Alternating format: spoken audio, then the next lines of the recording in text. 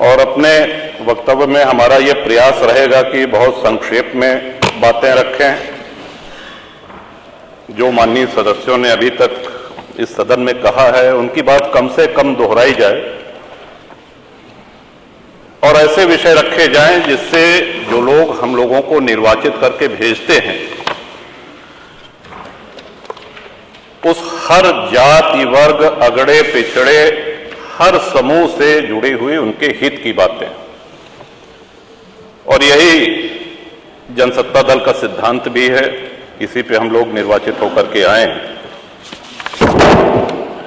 श्रीमान, विद्यालय के दिनों में हिंदी भाषा, जब हमारे हिंदी के शिक्षक हम लोगों को पढ़ाते थे तो अलंकारों की चर्चा होती थी। उसमें एक अलंकार है अतिशयोक्ति अलंकार, हम सभी लोगों ने पढ़ा होगा। तो जब भी बजट पे चर्चा होती है या महामहिम श्री राज्यपाल के अभिभाषण पे चर्चा होती है तो मैं समझता हूं कि इस अलंकार का प्रयोग सत्ता पक्ष और विपक्ष दोनों भरपूर करते हैं। और मैं ये कहना चाहता हूं कि सरकारें न इतनी अच्छी होती हैं जितना सत्ता पक्ष कहता है और सरकारें न इतनी बुरी होती हैं जितना विपक्ष बताता है। और हम यहां जो भी बोलते हैं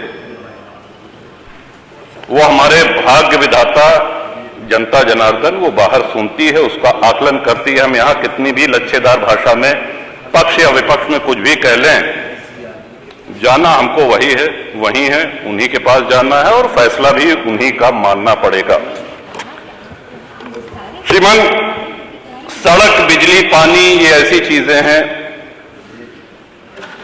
जो हम सभी के जीवन से जुड़ी हुई हैं। भारत गांवों का देश है, भारत की आत्मा गांवों में बसती है। हम सभी लोग इस उक्ति को, इस सिद्धांत को मानते हुए आए हैं। एक्सप्रेसवेज बन रहे हैं, एक्सप्रेसवेज बनने के नए नए कीर्तिमान स्थापित किए जा रहे हैं। अच्छी बात है, होने चाहिए। हर विकासशील देश में देखने में भी अच्छी लगती हैं, यात्रा का समय भी कम होता है। लेकिन कहीं ऐसा तो नहीं है कि एक्सप्रेसवे के चक्कर में हम गांव की सड़कों को भूल गए हैं। आज ग्रामीण सड़कों का जो हाल, जो गड्ढे हैं,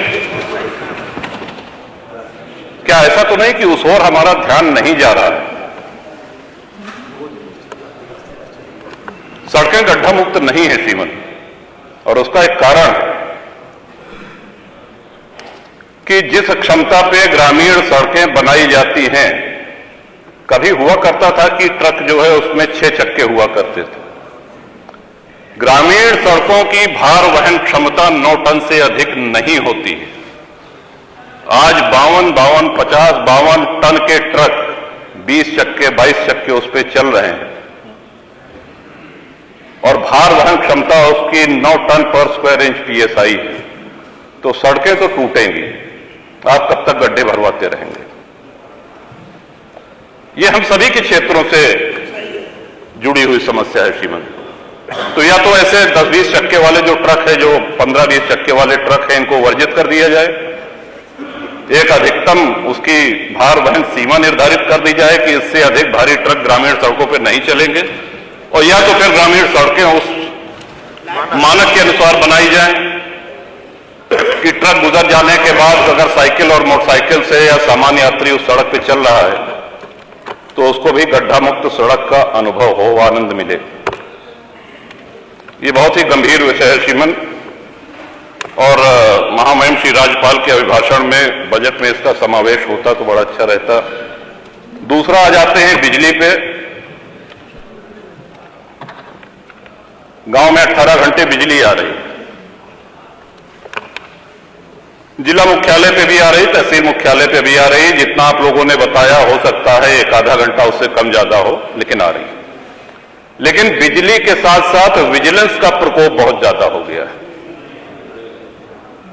इस तरह के छापे पड़ रहे हैं लोगों के यहां। कई माननीय सदस्यों ने इसको सदन में कहा भी है। फोन आता है, उनको बुलाया जाता है और उनसे बाहर, बिजली दफ्तर के बाहर उनसे रकम तय की जाती है, उनसे पैसा लिया जाता है, उनसे वसूली की जाती है। समस्या जहां की तहां है। मैं समझता हूं कि इससे भी माननीय बिजली मंत्री हैं यहां पे उपस्थित, आपके माध्यम से मैं चाहूंगा कि ये ऐसी समस्याएं हैं कि आप इनको चाहे सत्ता पक्ष और चाहे प्रतिपक्ष किसी भी माननीय सदस्य से पूछेंगे तो हम सभी के क्षेत्रों में ये समस्याएं हैं। सड़क, बिजली के साथ साथ पानी। श्रीमान, हर गांव में पानी की टंकी निर्माणाधीन है, जहां नहीं है वहां ये हो कि साहब जमीन चिन्हित की जा रही है, कुछ बन के तैयार हो गई हैं, कुछ बन रही हैं। बड़ा प्रचारित भी किया गया कि साहब अब हैंडपंप नहीं है, अब नल की टोंटी से आप सब लोगों को पानी पीने को मिलेगा। हम भी जानते हैं और यहां बैठे हुए सभी माननीय सदस्य भी इस बात से सहमत होंगे कि नल की टोंटी से गांव-गांव, घर-घर पानी नहीं पहुंचाया जा सकता, और अगर पहुंचाया भी जा सकता है तो कम से कम उसमें 10 वर्ष लग जाएंगे। अब हैंडपंपों की जो स्थिति है, इस बार हम सभी जानते हैं कि बारिश कम हुई है, सर्दी भी कम पड़ी है। आने वाला मौसम विभाग का पूर्वानुमान है कि भयंकर गर्मी पड़ेगी, पानी का स्टेटा नीचे जा रहा है और छोटे हैंडपंप पानी छोड़ना शुरू कर देंगे। विशेषकर जो सूखे क्षेत्र हैं उनको तो विशेष प्रकोप इसका झेलना पड़ता है। जो हैंडपंप हम लोगों को मिलते थे वो हैंडपंप मिलना बंद हो गए हैं, ये कह करके कि अब पानी की टंकी से ही आप लोग जलपान करिए, पानी पीजिए।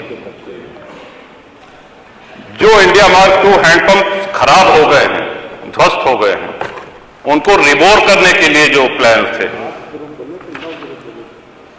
कोई भी इंडिया मार्क का हैंडपंप रिबोर नहीं हो रहा है,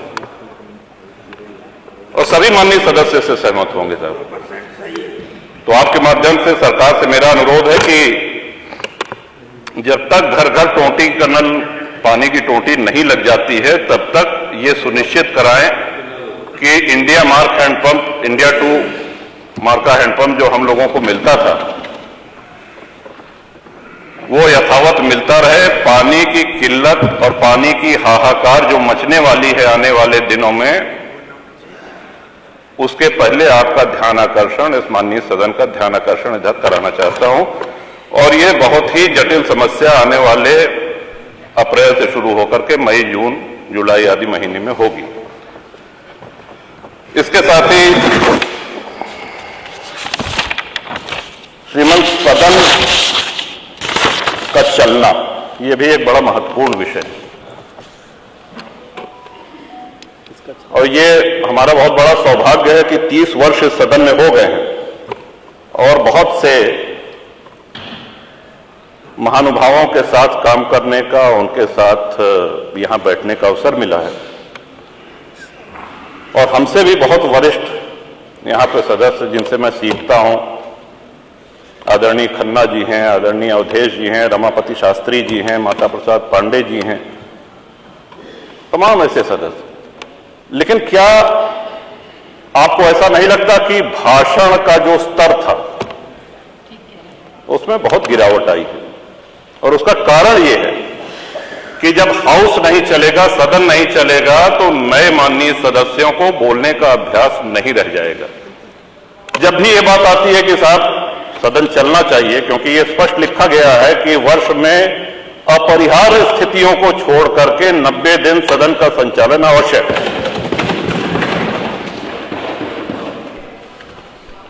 लेकिन दुख इस बात का है, चाहे जो दल सत्ता में रहे, जब इसकी चर्चा होती तो बहस इस पे होने लगती है कि साहब आपके समय में 19 दिन चला था, मैंने 20 दिन चलाया, या आपके समय में 20 दिन चला तो मैंने 21 दिन चलाया, और चर्चा यहीं पे हो हल्ला होकर के समाप्त हो जाती है। ये रिकॉर्ड तो बताया जाता है कि सबसे कम किसने चलाया, दूसरे नंबर पे कौन था, ऐसा भी हुआ कि इतने दिन सदन चला, इतने दिन। क्या कभी हमने ये जानने का प्रयास किया कि जब हमारा देश आजाद हुआ था तो कितने दिन सदन चला था, या जब से ये सदन चलना शुरू हुआ है एक वर्ष में अधिक से अधिक सबसे ज्यादा किस वर्ष चला है, और क्यों ना उस रिकॉर्ड को हम लोग तोड़ें। सदन से बचना क्या थी? सदन के माध्यम से ही तो हम लोग अपनी बात कहते हैं, सदन के माध्यम से ही जन समस्याओं का निराकरण होता है, उनका निवारण होता है, लोकतंत्र मजबूत होता है। ये लोकतंत्र की आत्मा है। आत्मा को जितना मजबूत करेंगे उतना हम सभी लोग पुष्पित पल्लवित होंगे इस लोकतंत्र में। इसके साथ ही मैं ये भी कहना चाहूंगा श्रीमन कि आए दिन माननीय विधायकों के ऊपर मुकदमे कायम हो रहे हैं और अक्सर धरना प्रदर्शन, यहां पे जो लोग भी बैठे हैं, किसी के दल और किसी के व्यक्तिगत उनके सार्वजनिक जीवन में कभी ऐसा अवसर ना आया होगा कि उन्होंने धरना प्रदर्शन न किया हो। और जब तक लोकतंत्र रहेगा तब तक ये होता रहेगा। तोड़फोड़ की उससे हम सहमत नहीं हैं, हम हिंसा से भी सहमत नहीं हैं, लेकिन बहुत से ऐसे माननीय विधायक हैं जिनके ऊपर धरना प्रदर्शन, शांतिपूर्ण धरना प्रदर्शन के कारण मुकदमे कायम हुए हैं और आज भी हैं।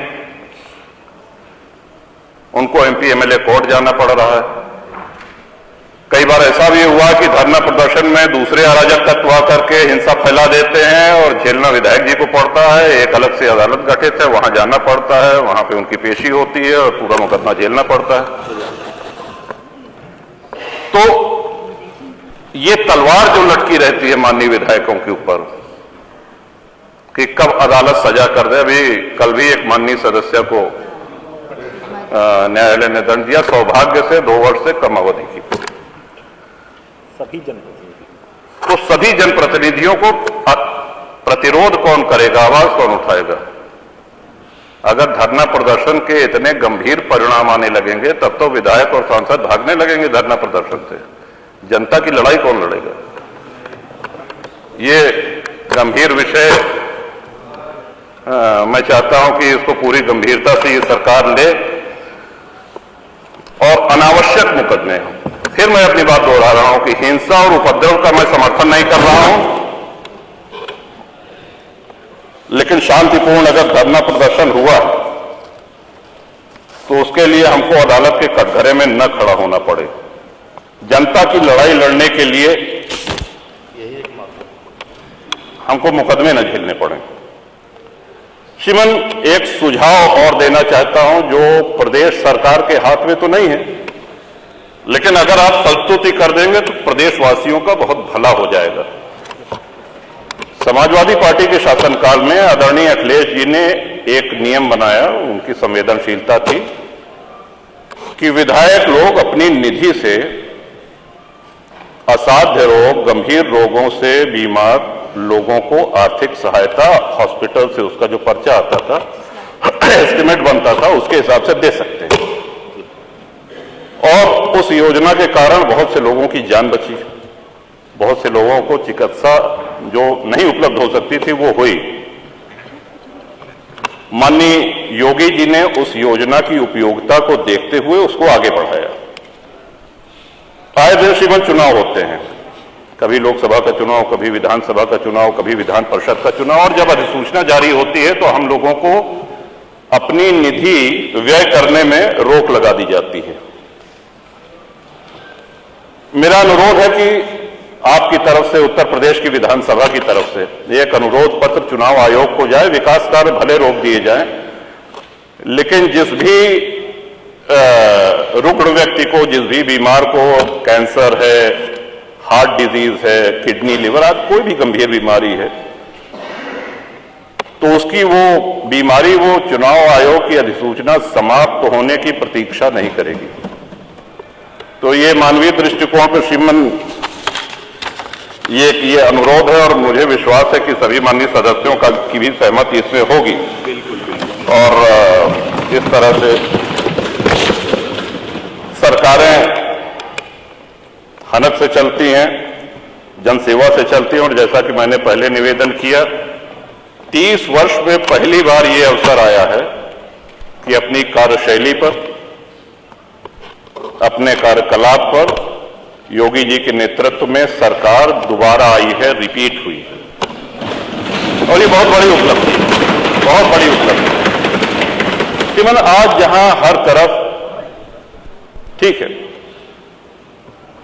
हमको राष्ट्र हित में, हमको प्रदेश हित में हमेशा मेरे दल जनसत्ता दल का ये रहा है कि जो भी पिछड़े हैं, जो भी वंचित हैं, उनकी लड़ाई शुरू से मैं लड़ता आया हूं। लेकिन वहीं ये भी सराहनीय है कि आप जिस आसन पर बैठे हैं, उस आसन पर बैठने वाले आदरणीय अध्यक्ष जी, अगर देखा जाए कि उनकी विधानसभा में उनके सजातीय कितने लोग हैं। या माननीय संसदीय कार्य मंत्री जी बैठे हैं, शाहजहांपुर से लगातार 9वीं बार निर्वाचित होकर के आए हैं। कितने खन्ना मतदाता होंगे वहां पर, अपनी कार्यशैली से, अपनी संघर्ष क्षमता से और अपने व्यवहार से। क्योंकि विकास ही सब कुछ नहीं होता, बहुत आवश्यक है। हम सब लोग यहां बैठ करके विकास की ही चर्चा करते हैं, लेकिन जनता जो हमारा आकलन करती है, विकास के साथ साथ हमारा व्यवहार कैसा है, हम कितना उपलब्ध रहते हैं, हम जनसेवा करने के लिए कितना तत्पर रहते हैं, इस पर हमारा आकलन होता है। लोग इसलिए विकास की अपनी बहुत महत्वपूर्ण भूमिका से हम इनकार नहीं कर रहे हैं, लेकिन बहुत से ऐसे विधायक हैं, बहुत से ऐसे सांसद हैं जिनके क्षेत्र में उन्होंने बहुत विकास किया लेकिन चुनाव नहीं जीत सके, इसलिए कि उनके व्यवहार में, उनके क्रियाकलाप में कुछ कमियां थी। तो इसके साथ साथ जनता की सेवा हम बेहतर ढंग से कर सकें और जनता से जुड़े हुए मुद्दे हम बराबर सदन में उठाते रहें, इसके लिए ये आवश्यक है। समय मिले, लॉ एंड ऑर्डर की बहुत बात होती है, कुछ लोग सहमत होंगे, कुछ लोग असहमत होंगे, लेकिन यही लोकतंत्र की खूबसूरती भी है। उत्तर प्रदेश के लॉ एंड ऑर्डर की मिसाल उत्तर प्रदेश के बाहर भी दी जाती है और प्रशंसा होती है, कि हम सभी लोगों के लिए खुशी की बात है। सुधार की गुंजाइश तो हमेशा रहती है। जो हमने ये दस्तावेज तैयार किया है, जो राज्यपाल का अभिभाषण है, जो बजट अभिभाषण है, इसमें सुधार नहीं हो सकता, ऐसा मानना ये उचित नहीं होगा। सुधार की गुंजाइश बिल्कुल रहती है, सदैव रहती है। और जैसा कि मैंने पहले कहा, अपनी बात समाप्त करते हुए उसको फिर से दोहराता हूं कि कोई भी सरकार इतनी अच्छी नहीं होती है जितना सत्ता पक्ष बताता है, और इतनी बुरी भी नहीं होती है जितना विपक्ष उसको कहता है। इन्हीं शब्दों के साथ आपने महामहिम श्री राज्यपाल के अभिभाषण पर मुझको बोलने का अवसर दिया। श्रीमान, आपका बहुत बहुत आभार, बहुत बहुत।